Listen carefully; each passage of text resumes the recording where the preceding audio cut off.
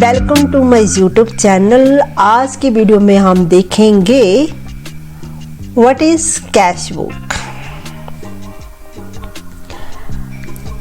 A cash book is a financial record of all cash transaction for a business के लिए जो भी all transaction वो कैसी होगी, ऑन कैश बाय कैश भी लेन देन होगा या क्रेडिट उधार भी, वो सभी को मिला के भी हम कैश बुक कहते हैं। आगे देखेंगे types of cash book. Cash book कितने तरह की होती है। सबसे पहले देखेंगे सिंगल कॉलम कैश बुक, जिसमें सिर्फ सिंगल कॉलम होगा किसका, कैश का। और उसके बाद डबल कॉलम कैश बुक, इसमें क्या होगा, इसमें कैश भी की एंट्री होगी थे बैंक की भी ट्रांजैक्शंस होगी। तीसरे देखेंगे ट्रिपल कॉलम, इसमें ट्रिपल कॉलम किसके होंगे, कैश के, बैंक के ते डिस्काउंट के। फोर्थ हम देखेंगे पिटी कैश बुक। ये कैश बुक कैसी होती है, वेरी स्मॉल ट्रांजैक्शन की। ये तो सी टाइप्स ऑफ। तो आगे देखेंगे रूल्स क्या क्या होना चाहिए। जैसे हमने चार कैश बुक बता चुके, बट हम इस वीडियो में एक्सप्लेन करेंगे सिंगल कैश बुक। इसके रूल्स क्या क्या होने चाहिए जो कैश बुक में ट्रांजैक्शन होगी। इसमें फोकस होना चाहिए कैश पे, जिसमें ऑल ट्रांजैक्शन किस में होगी, जिसमें इनफ्लो रिसिप्ट कैश रिसीव किया जाता है और आउटफ्लो मतलब कोई भी पेमेंट की जाती है। फोकस होगी सिर्फ जो कैश से रिलेटेड होगी। उसके बाद no bank transaction, it means यहाँ पे वो बैंक एंट्री नहीं कैश बुक में होगी जो सिंगल कॉलम कैश बुक में नहीं होगी। जो जैसे बाय बैंक हमने सैलरी पे की है, इसमें भी कैश नहीं इन्वॉल्व है। या बैंक से इंटरेस्ट आया है, इसमें भी कैश बुक इन्वॉल्व नहीं, वो ट्रांजैक्शन इसमें रिकॉर्ड नहीं होगी सिंगल कॉलम कैश बुक में। तो इसका फॉर्मेट क्या होगा, फॉर्मेट होगा डेबिट साइड रिसिप्ट और क्रेडिट साइड पेमेंट। फिर आगे देखेंगे रिकॉर्डिंग ट्रांजैक्शन, जिसमें हम रिकॉर्डिंग करते हैं तो क्या क्या चाहिए, डेट चाहिए ईच रिसिप्ट पे पेमेंट की, और उसके पर्टिकुलर मतलब किस से रिलेटेड डिस्क्रिप्शन में भी चाहिए। और उसके बाद इसमें अमाउंट यानी कि कैश का कॉलम। तो फिर आगे देखेंगे इसमें क्या नहीं होता है, जो it does not record non cash item, यानी कि जो कैश से नहीं आइटम परचेज की जो जहाँ चेक से ही की गई वो नहीं इसमें रिकॉर्ड होगी। तो आगे देखेंगे कैश बुक जो है will not have a credit balance, it means इसमें रियल जो अमाउंट है, जो आई है, जो गई है, वो ही रिकॉर्ड होगी, उधार की एंट्री नहीं होगी।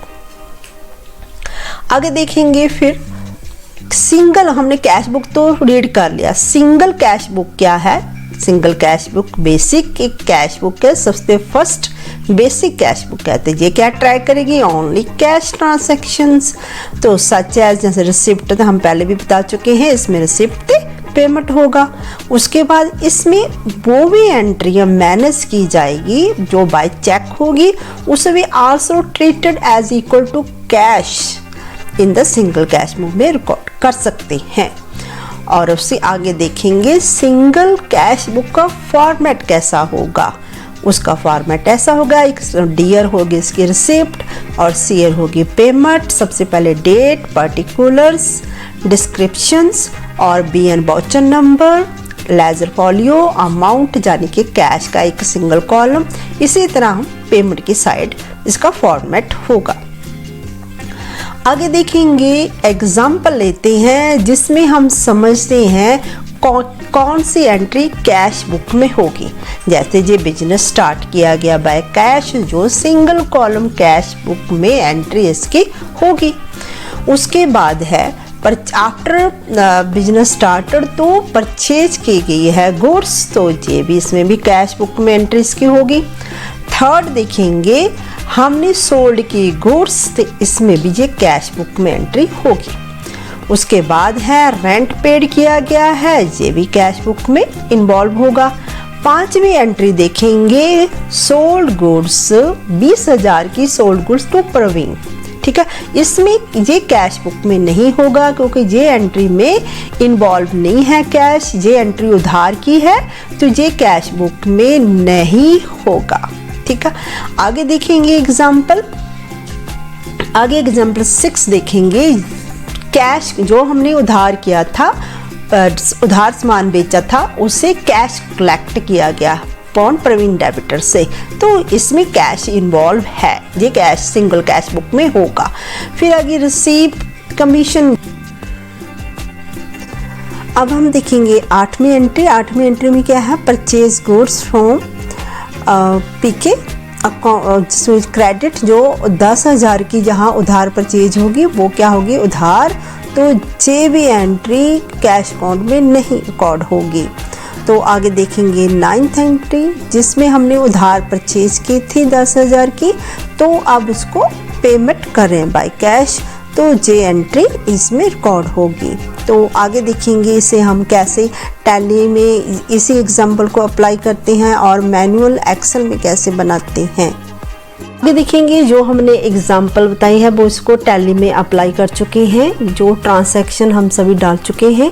जब इसकी एंट्री हम टैली में करते हैं तो जनरल एंट्री तो हम बनाते हैं जिसमें हमारी 2 उधार की एंट्री, जो एंट्री हम पा चुके हैं, बट ये कैश अकाउंट में नहीं इन्वॉल्व होगी, ठीक है। तो आगे इसको देखेंगे टैली प्राइम में कैसे कैश बुक देखते हैं। सबसे पहले हम जाएंगे डिस्प्ले में, उसके बाद जाएंगे हम अकाउंट बुक में और उसमें बाद जाएंगे कैश बुक। तो हम ऐसे इसे एंटर करेंगे जिसमें हम देखेंगे कैश बुक बनी है और इसमें हमारी एंट्री सिर्फ रिसिप्ट पे पेमेंट की है, जनरल एंट्री नहीं, क्योंकि कैश बुक में जनरल क्रेडिट अकाउंट जो भी नहीं होता, ठीक है। उसमें देखेंगे हमारी डेबिट एंट्री ये है और ये क्रेडिट कैश में है जो इसमें है, तो हमने इसे देखेंगे, इसको हमने प्लस ऐसे किया है और इसे भी प्लस है, तो यहाँ पे क्लोजिंग बैलेंस 1 लाख, तो ये हो गया। यही हम मैनुअली डालेंगे एंट्री, तो देखेंगे हम कैसे मैनुअल एंट्री इसमें करते हैं, ठीक है। जहाँ एक्सप्रेशन डियर, तो ये शेयर लिख चुके हैं। तो जहाँ कैश बुक में जो रिसिप्ट हुआ है कैपिटल अकाउंट से कितना 1 लाख आया था और फिर उसके बाद परचेज हुई थी, ये पेमेंट की साइड में हम लिखेंगे ऐसे। जो रिसिप्ट यहाँ लिखा है डेट वाइज, तो जो हमारी पेमेंट है इसे ऐसे लिखा है, ठीक है। तो जो हमारा टोटल इतनी अमाउंट है, ये क्या है पेमेंट, इसे हम प्लस करेंगे तो और हमारी वैल्यू आएगी 61,000। तो इसे हम प्लस करेंगे, इतनी वैल्यू को प्लस करेंगे तो ये हमारा टोटल आएगा, ठीक है। हम क्या करेंगे, इसके टोटल को और जो इसका टोटल हुआ इनको करेंगे हम यहाँ से, ठीक है, माइनस। तो ये हमारा क्लोजिंग बैलेंस 1 लाख, तो इसे हम यहाँ पे 30 तारीख को लास्ट डेट को हम बाय बैलेंस CD कर देंगे, ठीक है।